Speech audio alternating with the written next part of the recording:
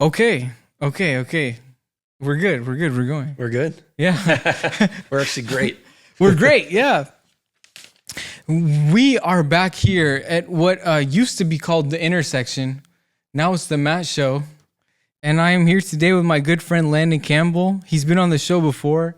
Landon is an investor and the general manager at Drive Capital, a fund focused on investing in the Midwest. And through his newsletter, LandonsLoop, and his community organizing efforts, Landon, you relentlessly put on for Chicago as a beacon of insight into why Chicago is a great place to build a company, attracting talent to the city to work and taking that talent here, and relentlessly providing support for them and resources and a collaborative atmosphere for founders across all industries to lean into Chicago as a progressively more fruitful and smart place to invest. So again, Landon works relentlessly towards the goal of making Chicago a remarkable place to be an entrepreneur. Thank you, Landon, for being here today. Appreciate that, Matt. Thank you. It means a lot. Yeah. We can call this the Relentless Podcast. Cool nickname. No, you really do. Yeah. You say you don't host events, you engineer communities. Yeah. And you've been engineering communities for AI-specific innovation at Drive since 2023 early. How has that evolved over time? So I'm obsessed with tech. I have a pulse on what's happening in the world from a business and tech standpoint every minute of my life. I grew up in the Bay Area, so I've just always followed the stories of great entrepreneurs, great CEOs, but I'm not technical, myself. I don't know how to code. I know how to, kind of work my way around light Python now, but for the most part, I don't have a computer science degree. So I've always just kind of thought methodically about I think the engineers are the cool kids. How do I convene those cool kids? How do I bring them together? I've really just thought strategically about building communities that are worth their time. Knowing that, these top engineers, they usually just want to stay at home coding on their laptops, to get them out of their homes to these meetups, to these hackathons that we do. It's always a big ask. So I think when a lot of people are hosting events, they always think about the what. I want to host a party. I want to host an event. But I've always just been really focused on the why and the who needs to be there. So I'm always very intentional. And that's why I say I engineer communities. I'm always very intentional about who I fill the rooms with. What is the purpose that they're going to sort of derive from being in that room, and just being super focused on making sure that they have an amazing time, because word gets around in the community and people start to say oh wow, I need to be in this room. I'm going to meet.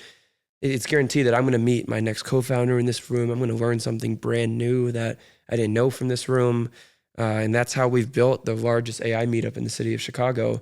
That's how someone who's not technical built that. It's just by being very focused on who needs to be in the room all the time. But you're passionate about technical people. Very, very, yeah. And I think technical people are looking for people to be passionate about them. Totally, yeah. Because sometimes they go overlooked, or they have communities where they don't feel like they can fully express themselves.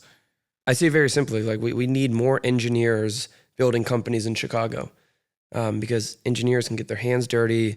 They're going to hire more engineers. We're going to get some big companies in Chicago that are going to exit, and then those are going to churn out so many more builders who can build more companies. And for the longest time, I felt like a lot of engineers were not put on the pedestal as they should be locally. I said very early that we have too many happy hours in Chicago. We need more hackathons. So that is, you did your research. But that's been my focus. Let's put on for the technical community, the AI engineers, the data scientists, the developers, folks who are literally building the future. Even people like my good friend Mirza, he came up to me in the Matt Show Live that you invited me to record at your Drive office, and he told me networking events are for losers, but the only ones he goes to are yours. Good. That's what I want. That's what I want more engineers saying. Yeah. The only networking events you should be at are Drive Capital event for sure. And they're not even networking. I mean, I put my attendees to work. We are whiteboarding, brainstorming, talking about the future, coming up with business ideas. People are challenged in these rooms. So it's there's socialization. There's people hanging out. That's a very important piece of it, because sometimes things just need to be, serendipitous. They just need to happen. But for the most part, like, I'm hosting seminars, like we're putting our attendees to work, but people appreciate that because it's in these rooms where great things get founded. Think about the early days of Apple, and I interviewed Steve Wozniak, so like I heard about sort of the homebrew computer club, which is just a room of friends in The co-founder of Apple, that's Steve Wozniak. If Yep. you guys don't know, they just started as a room of friends, tinkering, hanging out, talking about the newest tech that was dropping, and from that came some great companies that we rely on. So Landon had a podcast called In Their 20s, and he interviewed, like he said, Steve Wozniak, the co-founder of Apple, the mayor of Miami, Ev Williams, who was involved in the founding of Twitter. And what do you feel like your podcast gave you in terms of being able to integrate into venture at all? Gave me some great stories. I was actually, in my Uber ride over here, just was talking to the driver about some of my best guests and, people I had an opportunity to interview. So I think that I have stories for the rest of my life. It's their stories. I got to really not just focus on the positives, like how these people, have sustained being rich and how they got rich, but like the dark days too, like, what they had to overcome as founders, like before they were even founders and executives and world leaders. So I think that life is just storytelling, and especially seeing that now on the investing sort of side of the table, ideas are cheap. You really need someone who can not just execute, but someone who can develop a strong story around what they're doing. Because we talked about this on your last show, storytelling helps with raising money, it helps with hiring the best talent, and it helps with acquiring new customers. So everything's a story. In terms of Chicago being a place to tell your story, you often talk about how Chicago is extremely diverse in its industries, that it's like no more than 13% takes up. So no one industry makes up more than 13% of the overall economy. So if you think about some cities that like are known for like one thing, so, Los Angeles, that is the creative hub, it's where Hollywood is. It's like, people know that for what it is. What I love about Chicago is our diversity. I worked at a company called Cameo, which was the fastest growing creator economy company ever. So that was not founded in LA, that was founded in Chicago. I worked at a company called Motorola, leading communications and public safety technology company. I was a part of that Fortune 500. That is a Chicago founded and based company. And I talk about Tempest all the time. Tempest is... And you were pitching public safety technology to police officers and firefighters and detectives. Centers, yeah. How was that though? It was interesting. It was a world that I was, fairly unfamiliar with before I started, but I really benefited from going on site.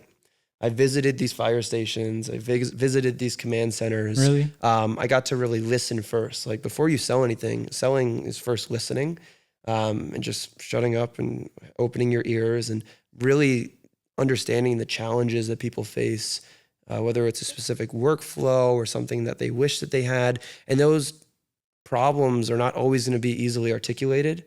It's rare that someone's going to say, I have this exact problem. You need to build this exact thing.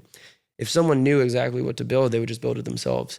So that's why I think listening is so important, because sometimes there's like subtle clues that you then process and take that into selling. So it's a simple sort of like, sell me this pencil tactic. Like, you want to listen first. You want to understand, like, do you even write? Like, do you need a pencil? You don't want to sell someone something that they don't need. So I think I've really learned about getting out on site, understanding problems. And also Motorola is a huge company, but I benefited from meeting with so many different departments at Motorola. Like I didn't just talk to the sales team. I met with the marketing team, engineering team, corp dev team, every single business unit I could, because I wanted to understand, like, we're all doing different things at this company, but it's all for a common goal. So that was super helpful also while I was at Motorola. What is it about like involving yourself in those sectors in those areas that might not be exactly what you're doing, but it makes sense for you to bring people together? Like, why is that important? I mean, just getting different voices, you know. I think that a lot of times people get stuck in echo chambers. You know, they hear the same thing. They're with people who think the same thing. I try and challenge myself as often as I can to be in new spaces, be in new rooms. I've benefited so much from that. So I try and, you know, deliver that to the communities that I build too. So really intentional with bringing unique perspectives in the same room where, you know, for our AI meetups, for example, like, yes, everybody's technical, everybody's thinking about AI, but I try and bring people in that are thinking about AI from different perspectives. So whether it's AI at big companies, we have a lot of people come from there. I have folks that think about AI at a lot of these trading firms come to our events. I have folks that think about AI from startup perspectives, creatives that think about AI. I really try and bring these people together because I think new ideas, inventive ideas come from those rooms. And you're a big AI guy. Yeah. Like out of all the people I know, you really champion AI, and you champion Chicago as some place to be a hero for AI. Mm-hmm. Why AI? And who's gonna benefit from AI? And why should we champion AI? And just why AI? Yeah, Like, totally. So my favorite superhero is Iron Man, Tony Stark, and you know, grew up just fascinated with like the idea of like, what if we all had a Jarvis, you know? So I think that sort of sparked my first interests, and a lot of people probably expect a better story, but you know, I think, yeah, I mean, you know, when it comes to it's a good enough story. when it comes to like enhancing who we are as individuals, you know, like I want to find ways to, you know, make humans better, faster, stronger, more efficient. I think a lot of that's going to be tied to AI. At the same time, you know, I think a lot of people are anxious about AI. You know, a lot of people, when they hear AI, they think replacement, they think automation. And I think I've found a balance. You know, I'm really for augmentation. I'm very for like, you know, using this as a tool to enhance who we are as human beings, as creatives, as business leaders. So that's the side of AI that I really support. And I just see, you know, what technology has done for us. You know, again, like the stories of me growing up in the Bay Area, like hearing about Ubers before, you know, there wasn't Uber, kind of seeing the first inklings of Airbnb launching, a lot of these other platforms.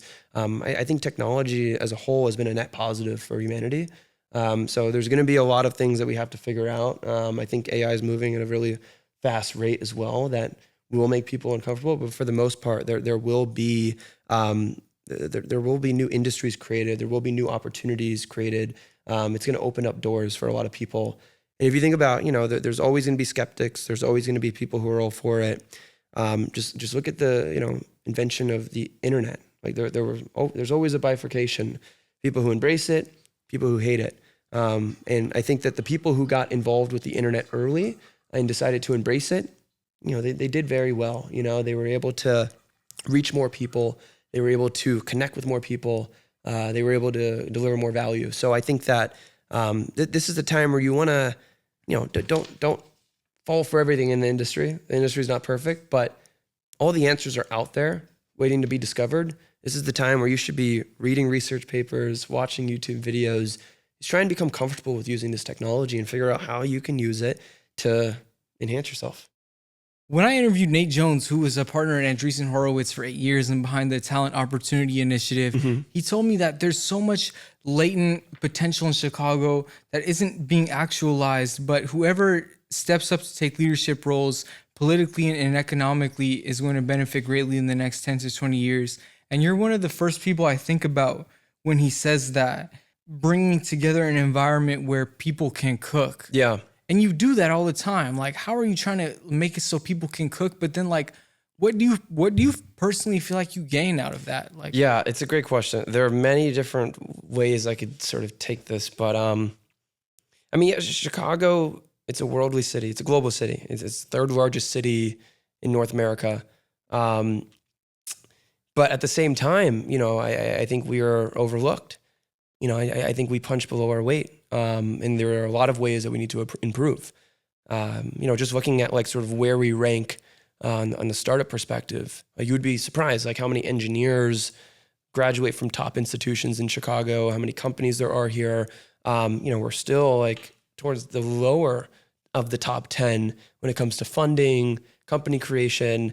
So I'd say in the business community and in the startup community specifically, I see that as an opportunity. Like you want to invest in these ecosystems when they're only going to get better. I think we see Silicon Valley's full potential today. Silicon Valley can only go so much higher, but ecosystems like Chicago that have all the pieces that just need to sort of be mended together. Like if you are a important contributing factor to our startup ecosystem today, like on the ground floor, like, you can sort of have your head on the Mount Rushmore of Chicago tech in the future. Especially Do you think Landon's head will be there? Well, I got to do more work to, sort of help find. But it could be, that's the point, no? And I see that as like the same opportunity for any founder, because building a company is hard enough. But building an ecosystem is twice as hard. But also the harder things are, like, the stronger the benefits. So, and this is from earned experience. Like, I was early at Cameo, and just being a part of that rocket ship, that sort of had all the attention in Chicago. Every top talent, any top hire wanted to work at Cameo, while they were sort of on their ascent like that. You sort of become a magnet for funding, for talent, for opportunities. Like everybody starts to really see you as the golden child, and so I think that opportunity is up for grabs. It's much harder to acquire that in an ecosystem that is, at its peak. But an ecosystem like Chicago, where you can kind of squint your eyes and see that, like, these aspects can come together and really form a stronger ecosystem where we're getting better each year. Thinking about like when I moved to Chicago compared to where we are today, like our tech ecosystem is growing. It's going in the right direction. It's the, emoji chart, it's going up and to the right, hockey stick growth. But it's only going to get bigger. It's only going to get better. It's going to compound over time. So I know this is a long-winded way of saying, you want to bet on an ecosystem that is still in its infancy, that still can grow. I think that we make so many mini decisions on a day-to-day basis that give us anxiety, stress us out. But like, there's probably like 3 to 4 mega decisions that you make in a lifetime that like really, really matter. I'd say what you do for sure is one of them. Who you do it with. So not just like, who you start a business with, that's one, but like who you marry, who your friends are, like who you do this thing of life with is very important. And where you do it at is for sure very important. Yeah. So I think that's the reason why I'm betting my career on Chicago. I think it's a perfect opportunity for growth. So that's a lot, but that's like, number one, what I see in the tech landscape. I'd say that I can make the same argument for many different industries in Chicago. Like Chicago has all the pieces for a strong creative hub, music, arts, and we've done amazing things in that space, but like we can only do better. We can only get better. So the people that like commit themselves to betting on that ecosystem today are going to do great things. So I think that to be true. And then lastly, before I shut up, I mean, there's the whole sort of like, people are looking at the Midwest as like this climate refuge. Like we have the fresh water. There's a lot of sort of bets that are being made to say that like this is going to be a hub that people are moving to. Like Arizona's out of water, and I think whether it's for me, it's like there's no natural disasters. So exactly. I'm like so I don't think it's crazy to say that like Chicago will be a beacon that people are running towards in the future. So that's another thing. Like it's kind of scary though, a little bit. Well, no? I mean, the world's like, constantly, shifting and changing, but explosions and disasters, and everybody comes to Chicago to shelter. Yeah, but we're gonna welcome them with open arms. And just look at how our winters are getting better. So are they? Yeah, I mean, I hate global warming, but it's working in our favor. So it's just these little things that I'm curious to see what the future looks like. I think it's gonna be more people. Nice. Yeah.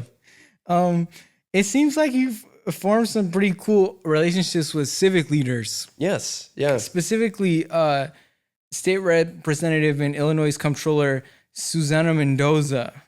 And you guys kind of explored Chicago together and it traversed like new tech innovation. Like, what is it exactly that you guys do? And like, how did you meet her? What's your common mission? So I am obsessed with Chicago, if you can't tell.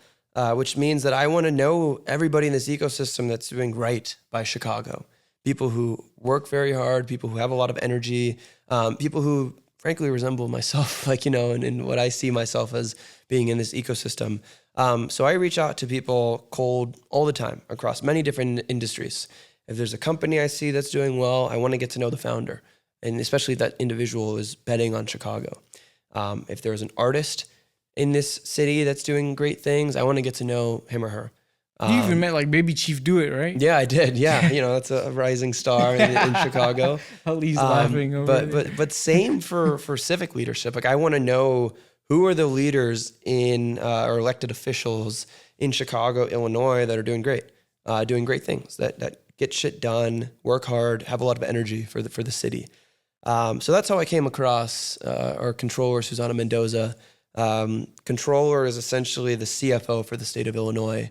Started to do my own research. She's the highest elected official in the state of Illinois currently. Wow. She's been involved, in bringing greatness to Illinois, to the city of Chicago for a long time. And she's results oriented, so I just was like reading her Wikipedia, looking at her resume, and I was like, I'd love to sit down with her, get to know her, and also like see what I can do to contribute, because I know this city's tech landscape very well, and I want to make sure that our elected officials know like the assets that we have here, and help where I can, make introductions where I can. So I just reached out to her, cold email, like 9 p.m. on a random Tuesday. She got back to me at like 9:45 the same night, and I was like, okay, check one, that's nice. People actually checking their own emails and responding and being quick about it. And she was at my office like the next day. And, Wow. I got to just talk to her and introduce her to some of our companies, especially ones that are maybe looking to also get more involved and like understanding the city and the state. Yeah. And I've just, really appreciated how authentic she is, how energetic she is. And I think that she really also is passionate about our business economy. So I've had an opportunity to sit down with her and introduce her to folks in the quantum world, in the biotech world, in the logistics world, and like every single conversation we've had, like she just comes with so many questions, and like they're good questions too. I mean, we started the podcast talking about the art of asking good questions. I've just been really impressed. So I think we need more energetic people like that for sure. What is it about specific industries? You say, Chicago has so many diverse industries, but that it would be very helpful for it to be specialized in certain ways, like for people to be attracted to here because Chicago has strength in certain industries. Yeah. Like you said, biotech, quantum, logistics. What does Chicago have going for it in certain industries that you feel like people could double down on and be excited about? So I talk, write, and tweet all day about energy. Like what is behind AI? We've used ChatGPT, it provides value, but a lot of people don't understand that one search on ChatGPT equals, the amount of energy that goes towards, tens of Google searches. So it uses, 10x more energy, and there are specific sort of benchmarks for that. So all that to say, like the current grid cannot handle all of the demand for AI, and it's only increasing. Like, we're building more data centers, we're building more models, we're building more products. So when I really think about like, where can Chicago leave its mark or make its mark in the age of AI, I think a lot of it's going to be around powering AI. Illinois is the top state for nuclear energy. We have the most amount of reactors in the country. We have like the second or third highest number of data centers. Fresh water is needed to power and cool a lot of these data centers. We have it right here, through the Lake Michigan. We have some of the lowest energy costs, for a city of our size. We're literally, smack in the middle of the country. So like a lot of the routes, fiber optic wiring, like goes through Chicago. So I really think that we're gonna make our mark in powering AI. So yeah, there are a lot of great ideas that are coming from the Valley. Will continue to come from Silicon Valley and a lot of these other ecosystems. I think we should really dig deeper into like we're going to be the ones to power AI. So I sort of call that like industrial infrastructure for AI. Plus, we have all the manufacturing space in Chicago where a lot of this AI can be deployed. So I'm excited about sort of the ground floor, understanding AI there. What was it like growing up for you in the Bay Area? Like, I saw that you in another podcast you used to direct plays. Mm-hmm. What was that like? Yeah, one of my first loves was stage directing, playwriting, the arts, and that's what got me to Chicago. Because initially I was applying to theater schools around the country, and DePaul, where I went to school, has like a top 3 musical theater program. So Really? that's how I first found out about DePaul.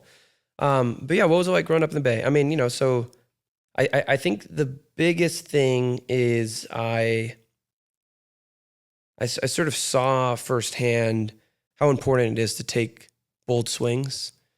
And that, I grew up around seeing a lot of these small tech companies that became massive tech companies. Truly nothing is impossible, I think sort of is the energy that I want to bring here to Chicago, because great things have been founded in Chicago. But I still think it's like the Midwest sort of humbleness that sometimes keeps us from talking about our wins, thinking about creating large, companies. So that's the energy I kind of want to bring here, because I just experienced that back home. I got to see it from the sidelines, but now it's so much fun being a part of it here. Do you feel like you've gone through any identity shift? Like you're an Oakland guy, you're a Chicago guy. You fell in love with Chicago. I'm the best of both worlds. I bring the Oakland energy here. Nice. Some people like it, some people hate it, but that's a part of my identity, and I feel like you're always evolving. People don't change, but they evolve over time.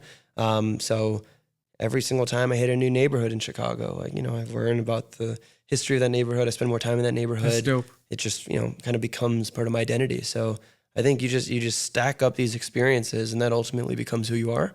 But no, I still born in Oakland, built in Chicago. What did you fall in love with in Chicago when you came for DePaul? Like, what was it about the city? Our skyline. Is it really? Yeah, I think just looking out and seeing how many different logos, how many different companies, just the architecture is just so different. It's uniquely Chicago. How many cranes were in the sky when I moved here? Yeah, I mean, there were like close to 200 cranes in Chicago. And now, there are like 10. So just even that, I'm like trying 200 to 10? Trying to remind people that we got to get back into the growth What mindset. Happened? I mean, that's a whole nother podcast within itself. But all that to say, it's in our roots. It's here. It's been done here. So who's to say we can go back to that? But that's also why, Matt, leaders matter. That's why leadership in this city matters. That's why leadership on the state level matters.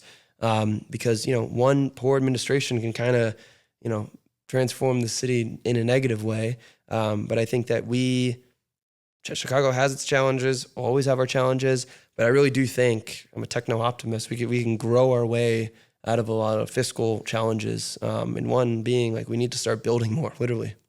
What about drive? I feel like in terms of your identity these days, drive is a big part of it. Of course. And how did you even get your job there? What's the story behind you getting your job at Drive and putting yourself in that door? Yeah. So I had a conversation with someone today that's looking for a role in venture. And, sometimes I'll meet with folks that they reach out to me on LinkedIn. I want to hear about how you got into venture. I want to be an investor. Can I meet with you and grab coffee? Mm-hmm. Do people ask you that a lot? Yeah. And, I can't take every single meeting, but for the most part, when I can, I want to give back and kind of give people my advice. And it's funny, every single conversation starts the same. People tell me they're applying for a bunch of roles and they're getting rejected or they're not hearing back. And I think that's just sort of the process that everybody starts with beyond venture. I think a lot of people just assume you go on Indeed, you go on these job boards, you apply, and that's the way to do it. And people are shocked to then hear what I say next. And I always say, well, I never applied for a role in venture. In fact, I think applying for jobs is actually what you should not be doing. And they're like, oh, what? No, we were told that you have to apply, you have to, this is the specific structure. And I think everybody has it wrong. You actually want to start backwards. I think you want to start by finding areas that you're passionate about. So the advice I gave to the individual today, I said, whether it's robotics, quantum, creator economy, ed tech, like find these industries that you're passionate about. Start there. So let's say it's robotics. You need to go out and meet every single robotics founder in Chicago, in the Midwest, in New York, and SF. Like some can be very specific with Chicago, but I recommend broaden it out. Do the same thing for investors. Meet with every person that invests in a robotics startup, read their blog posts, watch their podcasts, just get a full lay of the land, understand the landscape. And then maybe start putting out your own content about robotics, write blog posts, do something in venture that's called a market map. Like, start to really map out where these companies are, not because anybody's telling you to do that, but like become the go-to person who just knows robotics. So that it's almost like when people think about you, even though you don't work in venture yet, it's like, oh yeah, that person, they work in venture. Like the people just start to assume. You said there was stuff you were already doing. You got to do the work before you have the job, essentially. That's the advice I give. Like, you want to get pulled into these opportunities. You want to meet an investor that the second they're hiring, they think, okay, we're not even going to post the job application online. Like, I know Matt would be perfect for this job because he did the work. Like, he's just obsessed with this space. He connects founders to investors. He's made a name for himself in robotics. So that's how you get pulled into opportunities. So I think you got to, especially in today's working environment, like we're seeing the highest unemployment for postgrads, lowest. Damn, really? Lowest sort of percentage when it comes to entry level jobs because, the workplace is shifting as it always does. People are going to have to stand out. People are going to have to do things that other people aren't doing. And I think no one is thinking about it from their perspective of, let me do the work before I have the job. Everybody's applying, but applying is just going to bucket you in to what everybody else is doing. So that's a long story. That's how I got with Drive. I just was doing the work. I was the person that people knew in Chicago. I knew every startup. I knew every investment firm. I was hosting my own meetups. I was connecting investment firms to founders. I was writing blog posts on music economy, creator economy, like these areas that I was passionate about, AI. And then eventually I was approached by Drive and they said, hey, we're looking for someone. So whether it's someone introducing you to said firm, whether it is someone at that firm reaching out to you, you gotta increase your odds of getting pulled in. And that's how you do it. How does, if as much as you're willing to share, how does like VC deal flow work for you? Do you have any like secret sauce of how you source talent or how you look for people versus how people come to you? How many pitches do you receive? How many people do you entertain? Yeah. And like, where do you go to find the best entrepreneurs? It's very similar. Where like the thing that a lot of people assume is that like, these founders are going to find you. They're going to reach out to you. The perfect founder is going to reach out to you. So you just kind of want to, stay put and wait for them. It's the opposite. You have to be proactive. So I visit university campuses. Yeah. We host a lot of hackathons, AI meetups. Yeah. We try and like start companies. I read Archive. Like it's just a module of so many research papers. So I just like see what are people writing about, follow the research. And I always try and be very proactive to finding early startups. So at this point, I meet with like 2 to 3, sometimes 4 founders a day. Wow. Okay. So I love my job. It's like I get 3 to 4 mini TED Talks a day because I get to meet with people who are so passionate. Here is why. Yeah. What about pitch decks really strikes you? People come to you with the most groundbreaking ideas every day, and like I think people assume that you have to. We're just talking about a lot of assumptions. I think it's important to challenge the status quo. So people assume you gotta like put all this text in a pitch deck. You gotta put everything in a pitch deck. That's wrong. Like I really gravitate towards the founders that actually know that less is more. And they just use the pitch deck to sort of guide the discussion, but they're doing the talking. They're speaking above the pitch deck. A pitch deck alone is not going to get you funding. The story, your vision, how you want to execute will get you funding. So I actually say like, what I recommend people do, like, don't even start with the pitch deck. Start with like a one pager, like just word vomit on that paper. Put everything, put every detail, and then start to really like circle out, like physically circle across things out, like circle what's really necessary. Like if you only had 5 minutes of someone's time, are they going to want to hear about like every little mini detail about the patent? Like, do you need to show that on the deck? No. Are they going to want to hear about this is what the next year looks like? Are they going to want to hear about this is why the timing is perfect for this idea? Are they going to want to hear about like this is the team that we have behind this? Like that's what's important. So I'd say I recommend start with a big Word doc and then condense it. Like put just the information that's so important in the deck, but know that you're gonna have to speak above the deck. The deck is just to get you in the front door. But sometimes like people don't even have a deck, and like I still meet with them. I guess I realize that it's gonna be just the conversation, like that the story is what really matters. What is it that compels you to meet with someone? Great question. For what? For company or? Yeah. Well, I a lot of respect to people who do their research.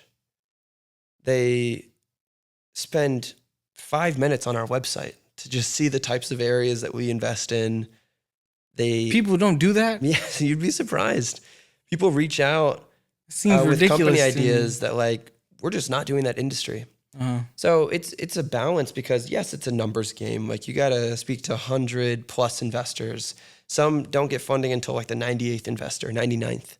It's a numbers game. But at the same time, you got to be intentional with the numbers. You got to be intentional with who you're pitching. And I think, yeah, first thought, like it's people who do the research. Like everybody knows investors do diligence on companies. Founders need to do diligence on us. Like you should know as a founder, who's in our portfolio, who are we investing in? Like maybe read my newsletter, see how I talk about these spaces. Like I love when people, get on Zoom with me and they're like, I saw 6.5 weeks ago, you mentioned this very unique like detail about the energy economy in Chicago. And this is why I'm building towards that future. And, this is my take on it. Like, that's cool. So I think that's, there's broad advice. Do your research, guys. Yeah, totally. And same with like, if you want to get a job in venture, don't just reach out to someone saying, can I pick your brain? Like, we get millions of messages about picking our brains. Reach out and say, I read this thing that you wrote, or I see that you invest in this. This is what I know about the space. It just all comes down to like doing what other people aren't. How can people support you in uplifting Chicago as a technology ecosystem? If you have a crazy idea, let me know. I mean, if you're building something in the spaces that we're investing in, so make sure to check out our website, reach out. Very public about my email, answer as many DMs as I can. Because I do, my inbox gets kind of flooded. So patience sometimes if I don't respond right away. But for the most part, I just want to interact with more people that are as passionate about Chicago as I am across many different industries. Like I don't want to be stuck in these echo chambers. I don't just want to sort of, focus on what's happening in tech as well. It's very important to me. Like I want to constantly step out of my comfort zone, meet new people, meet new Chicagoans. So if there's anybody watching, listening that, has a story they want to share with me, I'd love to meet with them. Cool. Thank you so much, Landon. Yeah, man. Thank you so much. I appreciate you, brother. Appreciate it. Yeah. Great job. First episode of the Matt Show back after a long time. And thank you, Landon, for coming back to talk with me as another podcast guest. And I'll be back next year. Woo. Sweet. I'll leave behind the camera. Woo.